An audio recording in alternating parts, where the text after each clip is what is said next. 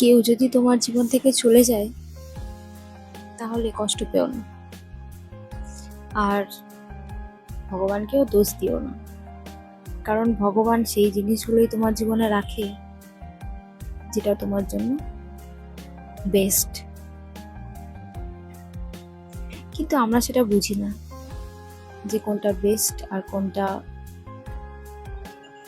Better. আমরা সবসময় better option খুঁজি,